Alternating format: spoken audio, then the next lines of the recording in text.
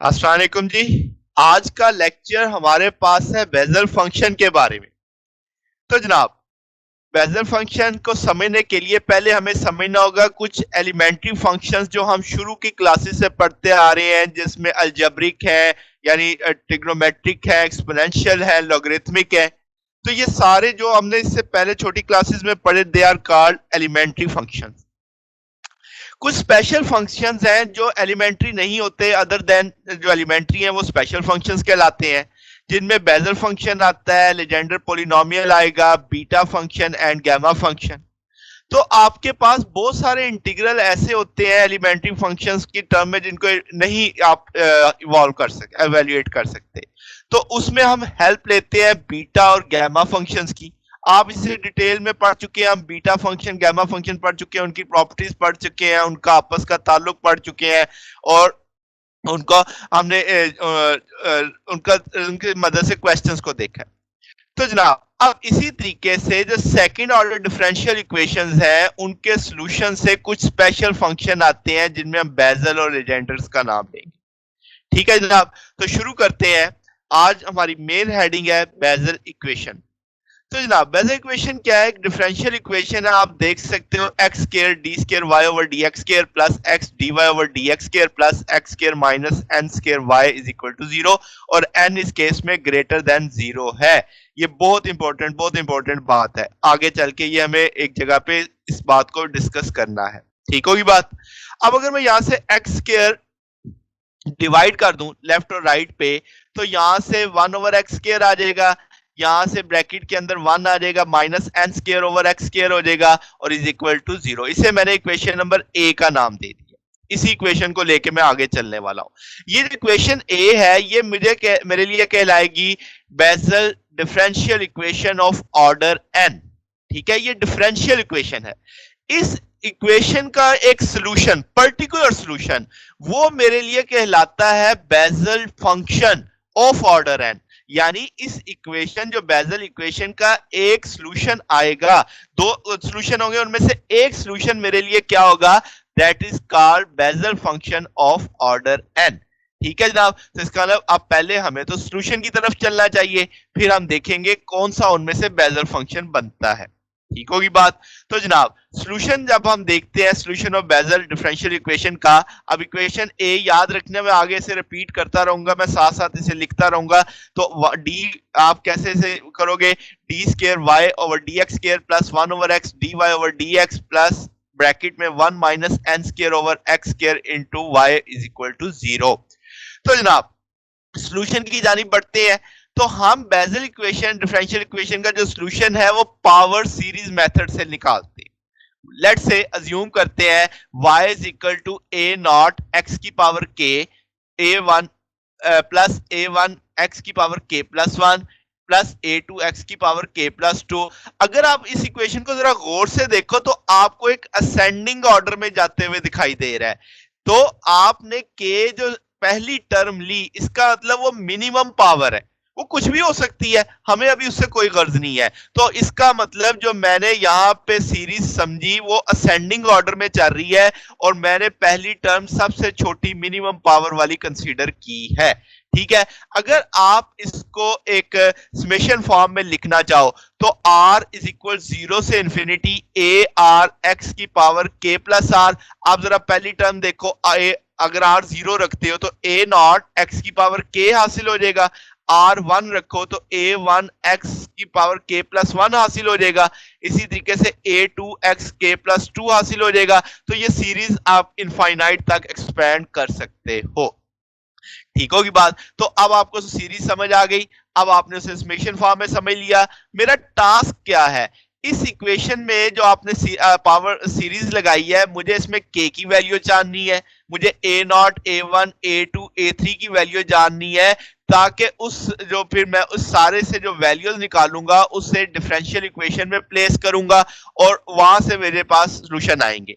ठीक है, तो समझते हैं बात को। तो जनाब, y अब मुझे पता चल चुका है, जिसे मैंने इक्वेशन नंबर 1 का नाम दिया है। अब अगर आप डिफरेंशियल इक्वेशन देखते हो, उसे मैंने साइड पे भी इधर कलर चेंज करके लिख दिया है।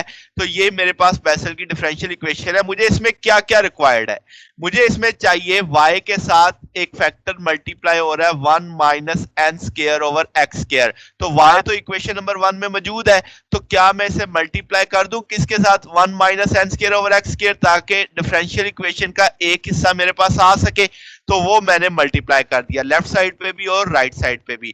अब आप देखो समेशन ए आर एक्स के प्लस आर जब अंदर ब्रैकेट में जाएगा तो पहले 1 से ज़रब खाएगा तो एज इट इज आ जाएगा, फिर अगली ज़रब किससे खाएगा, minus N square over x square से।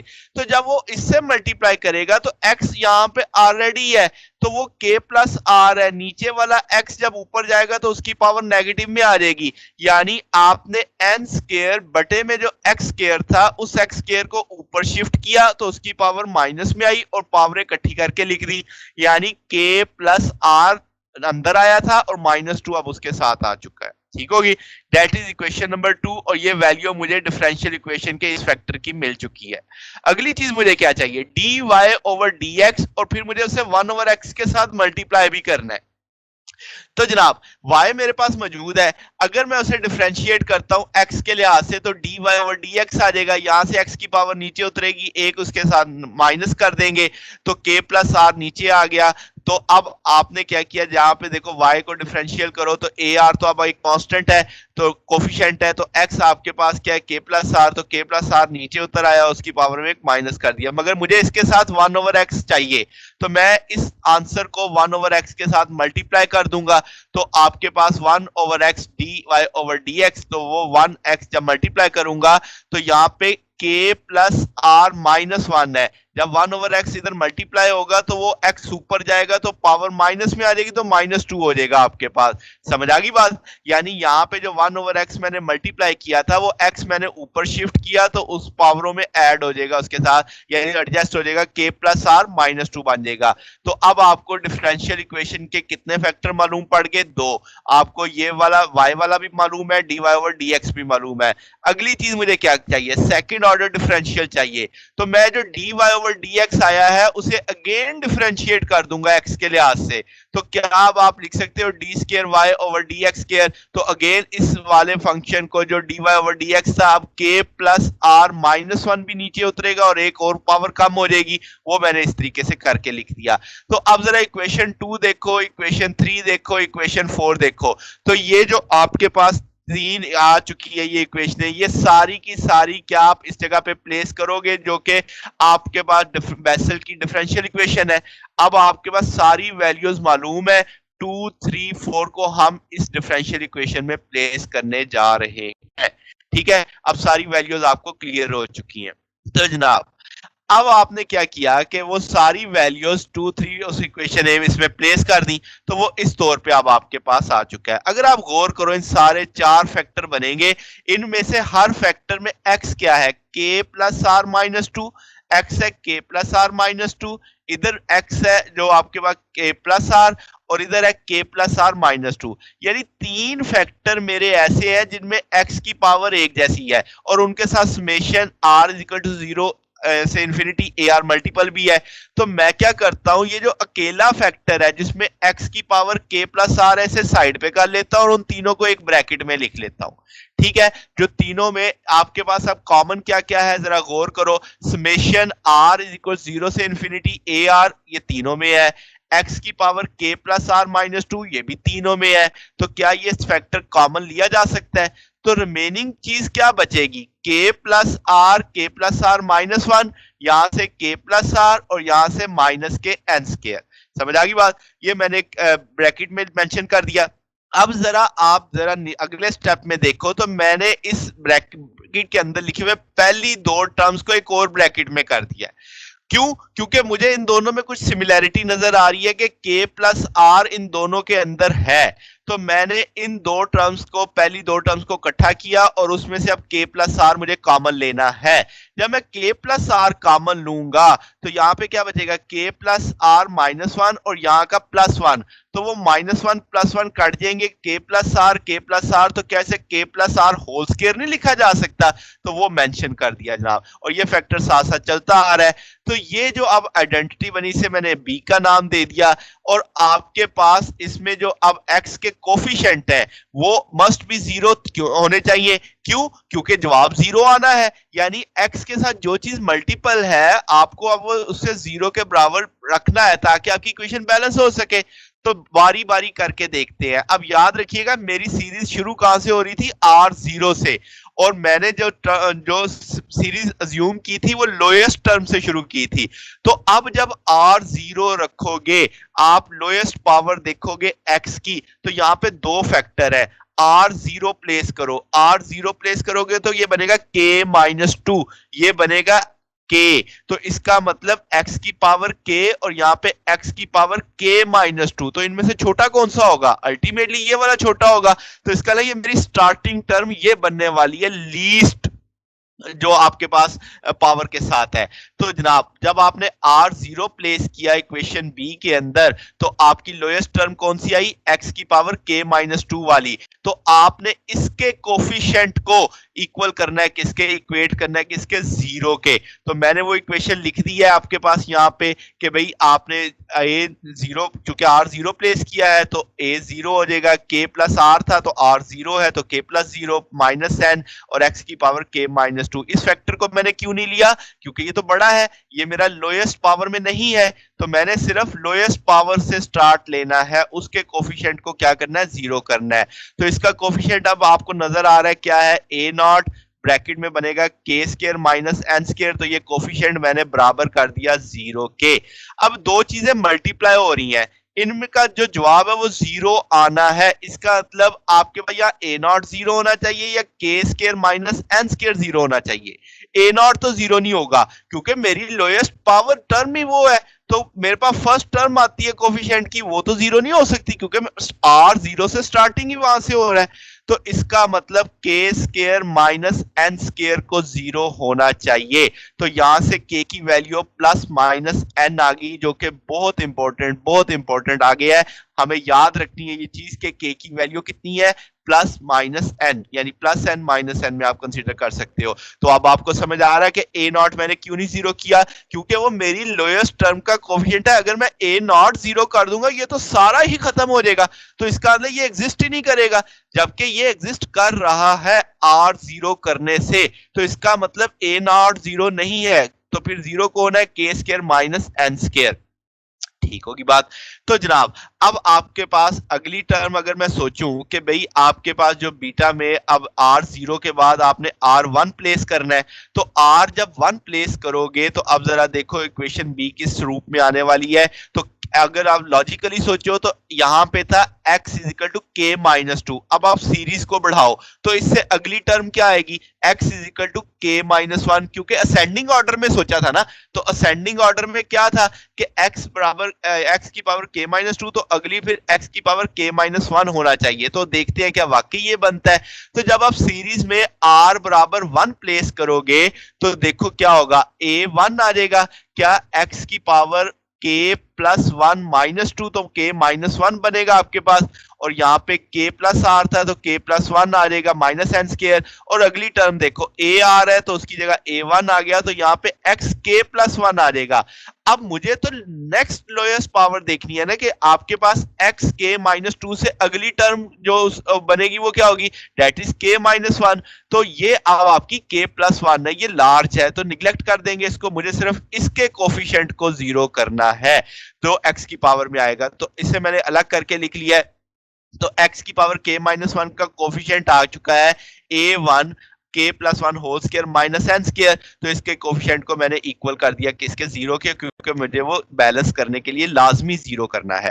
ठीक है, तो ताकि आपके जो डिफरेंशियल इक्वेशन है वो इक्वल टू जीरो थी ना, तो इसका हर जो आपका x की पावर आएगी उसके कोफिशिएंट को जीरो होना चाहिए। तो जनाब अब यहाँ पे भी दो चीजें हैं, a1 और k plus 1 whole square minus n square. तो मुमकिनात क्या है कि a1 जीरो हो जाए, या मुमकिनात क्या है कि k plus whole square minus n square zero हो जाए। अब चेक करते हैं दोनों में से क्या मुमकिन है। ठीक है, इन दोनों में से कौन सी चीज मुमकिन है। तो जनाब अब आपके पास क्या है, k प्लस 1 n स्क्वायर है, तो आप कहोगे बराबर आ जाएगा, ये नेगेटिव का था दूसरी तरफ आ जाएगा, तो आप बोलोगे कि भाई k प्लस वन बराबर आ गया n के, तो k बराबर आ गया किस चीज के, n माइनस वन के। अब हम तो जानते हैं k n के बराबर था, ये कह रहा है k n माइनस वन के बराबर है, तो मैंने लिखा कि नॉट पॉसिबल, कि ये चीज मुमकिन नहीं है। तो इसका मतलब ये हुआ कि आप कह सकते हो कि भाई आपके पास यहाँ पे कि ये फैक्टर इक्वल टू जीरो नहीं आएगा। तो इसका मतलब फिर क्या हुआ कि इसका मतलब है कि आपके पास a1 ही जीरो होगा, क्योंकि दो चीजें जीरो हो सकती थी ना। तो आपने उसमें से साबित किया कि आपके पास ये फैक्टर जीरो के बराबर नहीं है, ये फैक्टर आपके पास बराबर है किसके, जीरो के। ठीक होगी बात। तो अब आपके पास आगे चलते हैं, अगर हम इसको एक जनरल टर्म बना लें कि बजाय हम सारों को चेक करते रहे, तो आखिर में देखो क्या था, आपने कहा कि r बराबर कर दिया किसके, r प्लस टू के, x की पावर कितनी आ जाएगी, k प्लस r। तो वो जो आपने इक्वेशन बनाई थी बी इक्वेशन, उसके अंदर जहां पे r आ रहा है उसकी जगह r प्लस टू कर दो, तो वो इक्वेशन आ जाएगी a r plus two x की पावर k प्लस r है। तो यहाँ पे k plus r plus two का स्केयर माइनस एन स्केयर, यहाँ पे ये ऑलरेडी उसी शक्ल में है, तो यहाँ पे r की वैल्यू हम रिप्लेस नहीं करेंगे। तो अब आपके पास जो इक्वेशन बी थी, मैं अगर आपको दिखा सकूं, ये इस इक्वेशन में मैंने r की जगह क्या प्लेस किया है, r प्लस टू, ताकि मेरे पास इक्वेशन क्या आ सके, k प्लस r आ सके, जो मेरे पास एक तरह से समझ लीजिए जनरलाइज टर्म आ जाएगी। तो अब आपके पास यहाँ पे आपने वो वैल्यू प्लेस कर दी है। अगर आप देखें तो x की पावर k प्लस r इसमें भी है, x की पावर k प्लस r इसमें भी है, दोनों से कॉमन लिया जा सकता है। तो मुझे उसका कोफिशिएंट तो इक्वेट करना है जीरो के जनरल टर्म का। तो इसका मतलब ये जो इसका कोफिशिएंट ब्रैकेट में लिखा गया इसे इक्वल टू जीरो कर देते हैं। यहाँ से ए आर दूसरी तरफ चला जाएगा तो नेगेटिव में आ जाएगा, और ए आर प्लस टू के साथ जो फैक्टर लिखा हुआ है वो डिवाइडिंग फैक्टर बन जाएगा। That is called equation C. अब जनाब अगर मुझे यहाँ से कुछ वैल्यूज देखनी हो, आर की वैल्यू अगर मैं वन रखता हूं, तो आर की वैल्यू वन रखूंगा तो वन प्लस टू, तो वो A3 आ जाएगा आपके पास। और A1 आप जानते हैं, अब आर की जगह वन रखना है तो A1 हो जाएगा, तो आपके पास k plus three minus n square हो जाएगा। और A1 मैंने साबित किया था कि वो किसके बराबर है, जीरो के बराबर है। ठीक है, तो इसका मतलब ये फैक्टर तो खत्म हो जाएगा, इक्वल टू जीरो आ जाएगा। इसी तरीके से इक्वेशन सी के अंदर अगर हम R3 रख देते हैं, तो क्या ये R3 का मतलब हो जाएगा थ्री प्लस टू फाइव के बराबर, तो माइनस A3 आ जाएगा, क्योंकि R3 प्लेस किया है तो वो सारा फैक्टर अगेन जीरो हो जाएगा, क्योंकि A3 जीरो आ चुका है। तो साबित क्या हुआ, साबित ये हुआ कि A1 A3 A5 ये सारे ऑड फैक्टर जो है ये जीरो होने वाले हैं। ठीक होगी बात। अच्छा, अब अगेन ये चीज हमें एक इन्फो आ चुकी है। मुझे पास k की वैल्यू है, याद है ना, k की वैल्यू प्लस n भी थी और माइनस n भी थी, और मुझे ये पता चल चुका है A1 A2 A3 sorry A1 A3 A5 odd जितनी सीरीज आएगी वो जीरो आ रही है। अब अगेन इक्वेशन सी को मैं दोबारा लिखता हूं, तो आपके वो इक्वेशन सी का फार्मूला ये आ चुका था, ए आर प्लस टू बराबर है किसके, माइनस ए आर, तो k plus r plus two whole square है माइनस एन स्केयर है। तो आप इसे a square minus b square का कंसेप्ट लेते हुए a plus b a minus b के तौर पे ओपन करके लिख सकते हैं। तो आपने इसको ओपन करके लिख दिया। अब यहां से दो केसेस आगे, आपने वो जो k की वैल्यू सोची हुई थी, निकाली थी कि वो k पॉजिटिव एन भी एक दफा लगा के देखेंगे, एक दफा नेगेटिव एन लगा के देखेंगे।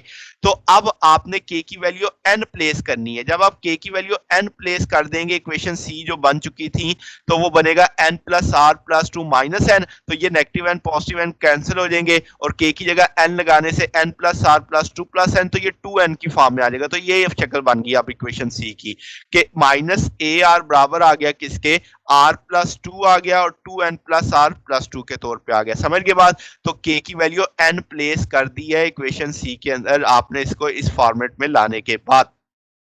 अब आर जीरो प्लेस करता हूं अगर मैं, तो अब आप क्या लिखोगे कि आर जीरो है तो A2 आ जाएगा आपके पास, रिमेनिंग फैक्टर A2 आप लिखोगे, नीचे आर जीरो होने से 2 बचेगा, यहाँ पे 2n प्लस टू आ जाएगा, 2 कॉमन लेंगे तो वो 2 स्केयर हो जाएगा, minus A naught 2 square n plus one आ जाएगा। ये वैल्यू किसकी आ गई, A2 की।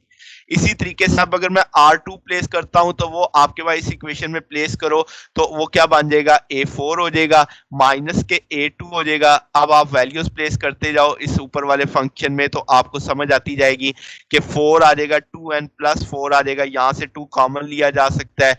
तो अब आप यहाँ पे A2 की वैल्यू जानते हैं, ये निकली हुई है। क्या मैं A2 की वैल्यू इस जगह पे प्लेस कर सकता हूं? तो यहाँ पे मैंने क्या किया है, जो 4 था मैंने उसे 2 स्क्वायर की फॉर्म में लिख लिया, 2 जो कॉमन लिया हुआ था वो वैसे ही है, और जो A2 की वैल्यू है उसे मैंने अलग करके जरा लिखा है, ब्रैकेट में देखें -A0 आ जाएगा और वो डिवाइडिंग फैक्टर में क्या आ जाएगा, 2 स्क्वायर n+1 आ जाएगा। अब ये नेगेटिव नेगेटिव पॉजिटिव होने जा रहा है, यहाँ पे 2 स्क्वायर है, यहाँ पे 2 स्क्वायर है, तो 2 की पावर 4 आ जाएगा। ये 2 है यहाँ पे तो इसे हम 2 फैक्टोरियल ले सकते हैं, यहाँ पे n+1 है, n+2 है तो उसे तरतीब में लिख दिया, तो ये A4 की वैल्यू आ गई आपके पास। इसी तरीके से अगर मैं R की वैल्यू 4 प्लेस करता हूँ तो आपके पास वो इक्वेशन जो बन चुकी है दिस वन, तो इसमें आप R की वैल्यू 4 प्लेस करो तो आपकी इक्वेशन इस रूप में आ जाएगी, A6 आ जाएगा -A4, यहाँ पे 6 आ जाएगा, 2n+6 है, तो क्या मैं अब तरतीब में 6 को देखो 3 इंटू 2 लिख सकता हूँ और इसमें से 2 कॉमन लूंगा तो n+3 आ जाएगा। स्टेप समझ रहे हो? तो यहाँ पे अब आपके पास 2 दो दफा आ चुका है तो 2 स्क्वायर कर देंगे। A4 की वैल्यू आपने अभी अभी कैलकुलेट की है तो वो A4 की वैल्यू इस जगह पे हम प्लेस कर सकते हैं, तो माइनस के साथ वो A0 आ जाएगा, यहाँ पे वो पूरी वैल्यू आपने मेंशन कर दी।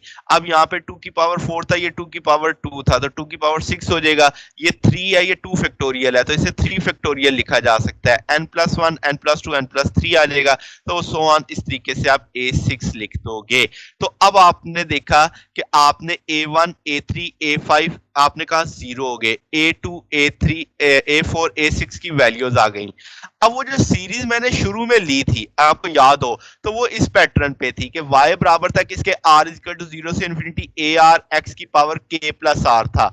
तो क्या इसे हम k x की पावर k और x की पावर r अलग अलग करके नहीं लिख सकते? कोई फर्क नहीं पड़ेगा। ऐसा मैं क्यों कर रहा हूं? क्योंकि मुझे k n के बराबर रखना है।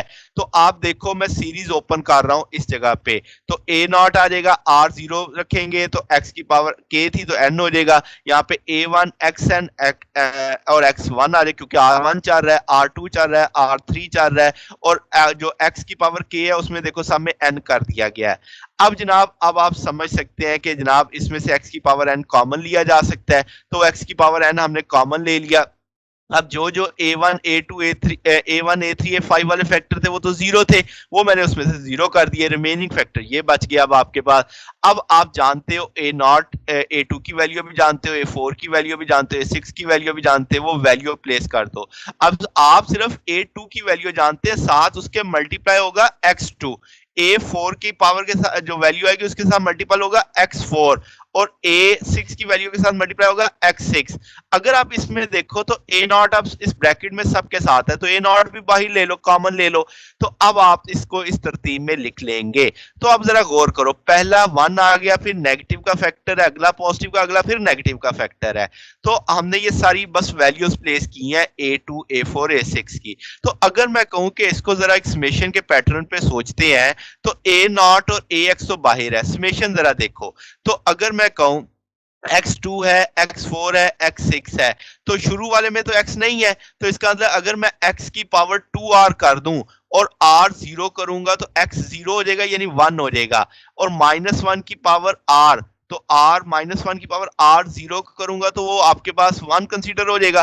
ठीक हो गया, r फैक्टोरियल है 1 आ जाएगा, और इस तरीके से ये सारा फैक्टर आप लिख सकते हो। 2 की पावर 2r चल रहा है, यहाँ पे r 0 करोगे तो वो पहला फैक्टर ही बस समझना है, बाकी तो बड़ी आसानी से समझ आता चला जाएगा आपको। ठीक है, तो अब आपके पास जब आप क्या करोगे, r की वैल्यू 1 रखोगे तो आप देखोगे आपको नेक्स्ट टर्म हासिल हो जाएगी। जब आप r की वैल्यू इसी तरह सो ऑन बढ़ाते जाओगे तो वो नेक्स्ट टर्म आपकी 4 रखोगे तो वो आपके पास सो ऑन सो चलता चला जाएगा आगे की जानिब। ठीक है, तो अब आपके पास ये एक y की आपको हासिल हो चुका, आपको पता लग गया y इतना है। अब जनाब इसमें A0 की एक मखसूस वैल्यू रखेंगे तब वो बेजल फंक्शन बनेगा। ये सोल्यूशन आया मेरे पास एक तरह से। तो अभी हम ये k की वैल्यू पॉजिटिव n के साथ चल रहे हैं, ठीक है, के की दो वैल्यू मुमकिनात में थी, तो आपने पॉजिटिव एन के साथ चले हैं, तो ये बेजल फंक्शन आ गया। अगर आप ए नॉट को इसके बराबर रखोगे, क्या 1/2 की पावर एन और गैमा एन प्लस 1, तो अगर आप इस इक्वेशन में ए नॉट की ये वैल्यू लगाओगे, तब आपके पास जो y है उसे हम बेजल फंक्शन बोलेंगे। आप देखो यहां पे मैंने y को jnx कर दिया है और यहां पे a नॉट की वैल्यू भी लगा दी है। अब इसको बस थोड़ा सा एक सिमेट्री में लेके आना है। तो अब आप क्या देखो, 2 की पावर n है, 2 की पावर 2 r है, तो क्या मैं इसे 2 की पावर n प्लस r नहीं लिख सकता? ठीक होगी बात। x की पावर n है, यहाँ पे x की पावर 2r है, तो कैसे हम x की पावर n प्लस r लिख सकते हैं? बाकी मैंने किसी चीज को नहीं चेंज किया, समेशन से बाहर वाली चीजों को अंदर लेके गया हूं। तो अब यहाँ पे समेशन से बाहर एक और चीज है गैमा एन प्लस 1, और हम जानते हैं गैमा एन प्लस 1 बराबर होता है किसके? एन गैमा एन, और उससे एन फैक्टोरियल हमने पढ़ा हुआ है, ये गैमा की प्रॉपर्टीज में हमने प्रूफ किया हुआ है।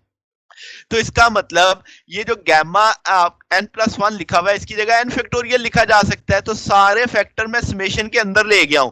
x के साथ एडजस्ट हो गया, 2 के साथ एडजस्ट हो गया, और n फैक्टोरियल ब्रैकेट में चला गया। क्या हम इस सारे को n प्लस आर फैक्टोरियल मान सकते हैं? तो ये जनाब अब आपके पास n plus r factorial bracket को लिख दिया गया। अब आप देखो तो x की पावर और 2 की पावर सिमिलर है, तो क्या हम इसे इकट्ठा करके भी लिख सकते हैं? और अगले में देखो n प्लस आर को इसी सोच पे कि अगर n प्लस आर फैक्टोरियल है तो उसे हम क्या लिख सकते हैं? n plus r plus 1 gamma के बारे में, जस्ट लाइक उसका रिवर्स ऑर्डर में लेके चले गए अब उसको। ठीक है, तो अब आपके पास दो काम किए मैंने, x और 2 को बाहर निकाल लिया है और n प्लस आर फैक्टोरियल को gamma n plus r plus 1 की सूरत में लिख दिया है। तो ये जो चीज बनी, अब आपके पास सीरीज जो आपने समेशन बनाई है, that is called the Bessel function of first kind of order n। ठीक है, अब मैंने लफ्ज शुरू में बोला था पर्टिकुलर सॉल्यूशन मुझे पास है। अभी हमने k की वैल्यू पॉजिटिव n लेके चले हैं, याद है ना? अगर केस 2 में कहूं कि k की वैल्यू -n होनी चाहिए, तो कोई हम क्या करेंगे, जहां जहां n आ रहा है उसकी जगह -n प्लेस कर देंगे। मगर ये जो चीज बनेगी, ये जो सीरीज बनेगी, ये बेसल फंक्शन नहीं है। ठीक है, ये अब आपके पास n यहाँ पे इंटीजर नहीं है, डिसफर्क है इसका jnx के साथ। ठीक है, याद रखिएगा कि k की वैल्यू पॉजिटिव n रखने से जो अब आपके पास y आया था, जो आपने a नॉट की एक स्पेशल वैल्यू डाली थी, that is the Bessel function. तो केस 2 में जब आप k की वैल्यू -n रख रहे हो, तो वो जो आंसर आ रहा है वो एक सीरीज है बस। ठीक है, तो अब अगर आपसे जनरल सॉल्यूशन की बात की जाए, तो आप कहोगे n इज नॉट इंटीजर, तो अब आप लिखोगे y is equal to a j nx plus b j minus nx, क्योंकि k की दोनों पॉसिबल वैल्यू तो है ना। तो मेरे पास तो जनरल सॉल्यूशन में फिर दोनों चीजें आनी चाहिए, तो मैंने वो a और b यहाँ पे आर्बिट्रेरी कांस्टेंट के तौर पे लगा दिए हैं। j nx यहाँ पे सिर्फ j nx क्या है? बेजल फंक्शन है।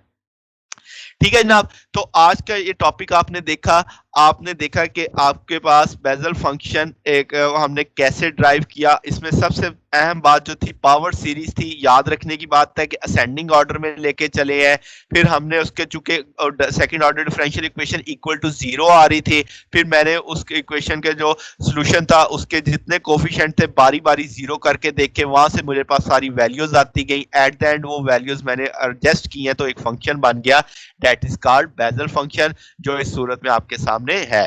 ठीक होगी बात। तो जनाब आज के टॉपिक इतना ही था। अगर आपको इसमें कोई बात समझ ना आई हो, कोई क्वेश्चन हो, कोई डाउट हो, तो आप वो कमेंट्स में पूछ सकते हैं। वीडियो अच्छी लगी हो तो वीडियो को लाइक कीजिएगा, दोस्तों के साथ शेयर कीजिएगा। बाकी इंशाल्लाह फिर नेक्स्ट देखेंगे। ओके, अल्लाह हाफिज।